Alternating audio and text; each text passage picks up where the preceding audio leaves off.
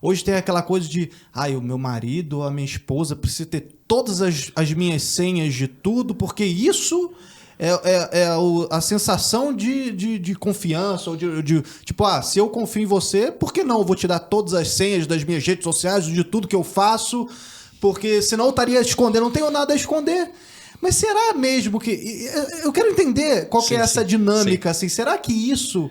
é fidelidade? Será que não é? Tem casal que funciona assim? Tem casal que... não, eu não preciso ver porque eu confio. Como é que é? Como é que se dá isso? Isso tem muito...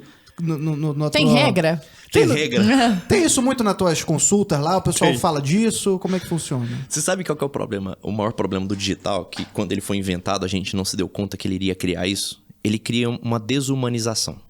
No sentido de que você não vê o outro mais como um ser humano de fato. Eu tenho um paciente que ele era completamente viciado em garotas de programa. Ele gastava metade do salário dele com garota de programa.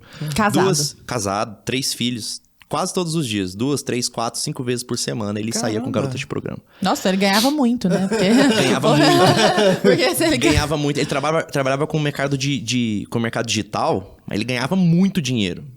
E aí, assim... Só que assim, tava destruindo com a vida dele, né? Ele me procurou completamente desesperado. Falou, Jorge, eu não sei mais o que fazer, sabe? Eu não quero, eu sei que é errado, eu não queria fazer isso com a minha esposa, eu amo a minha esposa, de verdade.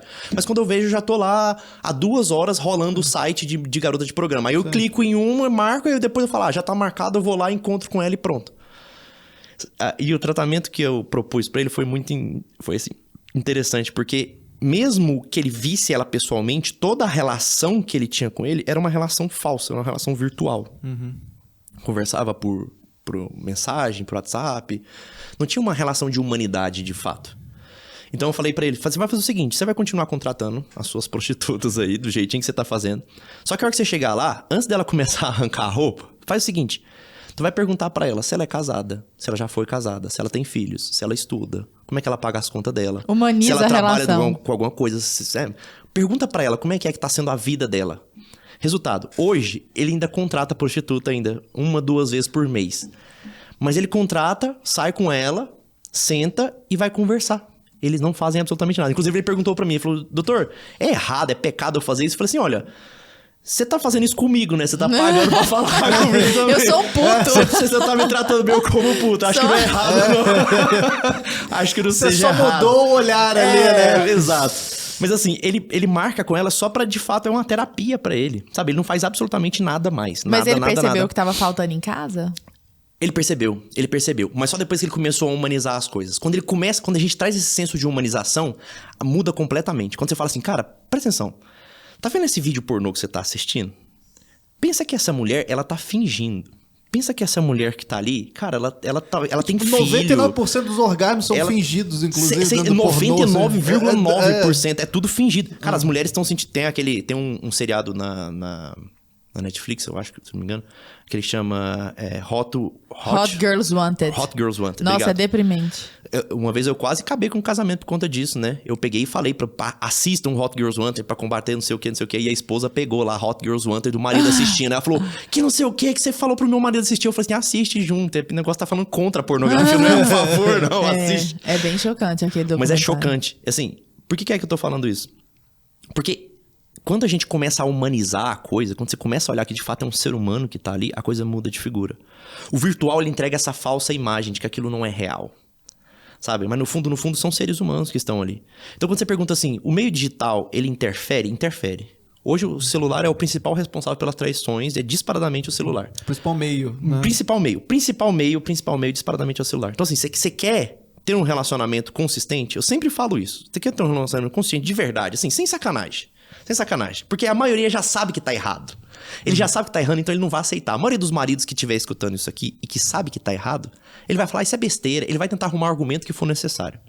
Mas não existe senha de celular entre marido e mulher. Não pode existir. Cara, você partilha a cama. Você não vai partilhar a senha do teu celular. Não, e isso não significa que um fique bisbilhotando o tempo inteiro. A minha esposa, eu acabei de entregar o meu celular pra ela ali agora. Minha esposa sabe as minhas senhas todas, minhas redes sociais são todas logadas no celular dela e ela não olha absolutamente nada. É isso, eu também com meu marido, mas eu não olho nada. E assim, eu acho que ele não olha porque não precisa. Não faz sentido. Mas se precisar, tá ali, entendeu? Isso. Cara, é seu marido, Você falou sua perfeito. esposa. Esse negócio de bisbilhotar é altamente errado. Altamente errado. Mas o ato de esconder a senha também é mais errado ainda, sabe? Assim, você quer reconstruir o seu casamento? Essa é a primeira coisa que eu falo, né? O casal me procura, geralmente eu faço muita terapia com os dois ao mesmo tempo.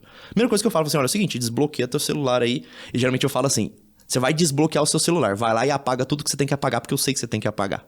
Então vai lá e apaga tudo que você tem pra apagar primeiro. Resolve. Vocês estão tentando reconstruir. Nossa, já a primeira consulta já dá uma porrada na cara. Eu já chego... O cara não eu volta já mais. chego O cara com volta o pé não, nos né? peitos. Eu já chego com o pé nos Jorge, peitos. rimos muito, ele nunca mais voltou. Então assim, eu já chego no grave com Rimos ele. muito, só pagou a primeira consulta. Só pagou, só foi a primeira, não voltou mais.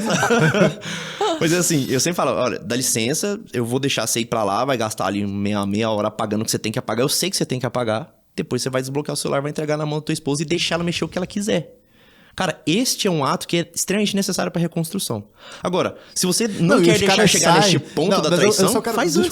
Desculpa, eu tenho que te perguntar. Os caras saem mesmo, vão tipo num banheiro acontece. e apagam as Sempre, paradas assim? 100% das vezes. Pô, mas aí na cabeça da mulher, como é que ela fala, caramba... Não, mas ela já sabe que tá reconstruindo. canalha, né? Se a mulher se dispôs a fazer isso, de estar naquele consultório com o propósito de reconstruir, se é reconstruir é porque pressupõe que destruiu. Já imagina. Exato. Pressupõe que Exato. destruiu. Isso Exatamente, é impressionante. Assim, E só trazendo até uma coisa que liga essas duas coisas, às vezes a pessoa que tá ouvindo pode falar assim, pô, mas que humilhante. Que coisa mais humilhante, esperar o marido ir ao banheiro pra apagar as coisas. E aí a gente falava disso um pouco antes, né? Eu achei isso muito lindo, assim. Eu falei, eu preciso levar isso pro podcast. Que é qual que é a origem da palavra humilhação e da palavra humildade, que foi até a partir de algo que você falou. Você falou por cima, eu fui lá e falei, nossa, que massa isso, deixa eu entender. E as duas palavras vêm do latim humiliare, que significam rebaixar. Então, tanto humildade como humilhação vem de rebaixar. Só que aí que vem a coisa mais linda. Humilhar é o que a gente chama de radical, mas a raiz da palavra, que é aquela palavra mais primitiva de todas, é aquela que deu origem, é de humus, que significa terra. Terra. Então, se eu pego a palavra humildade nada mais é do que um ato de se rebaixar até chegar à terra, que é de onde podem sair os frutos, né? Exatamente. Então, a fronteira entre humildade e humilhação, entre o perdão da traição, é uma humilhação ou é um ato de humildade? Esperar o marido ir ao banheiro para pagar esse tanto de coisa, é um ato de humilhação ou é um ato de humildade? Qual que é a fronteira dos dois, Jorge? Lembra que eu falei do egoísmo e do amor? É exatamente isso. Quando você faz por egoísmo, é humilhação. Quando você faz olhando pra você, vai ser sempre humilhação. A pessoa sempre vai se sentir humilhada. Mas quando ela tá olhando pro outro, ela tá amando, vai ser sempre humildade. Sempre humildade. Esse ato aí da esposa falar assim, então vai lá pro banheiro agora e apaga as coisas. E ela baixa a cabeça e ele sai. Isso E é ela fica ali pensando, o que eu tô fazendo da minha vida? É sempre isso. Ela me pergunta assim, doutor, o que eu tô fazendo da minha vida? E eu sempre pergunto, muito honestamente pra ela, eu falo assim, deixa eu perguntar uma coisa. Você ama esse homem? Amo, mas eu não queria que ele tivesse feito tantos erros. Eu falei, tá bom, mas eu quero que você não olhe pra falha dele, pra queda dele. Eu quero que você olhe pra quem você sabe que é este homem e pra quem ele pode ser. Porque você, mais do que ninguém, consegue olhar pra ele e saber aonde ele pode chegar.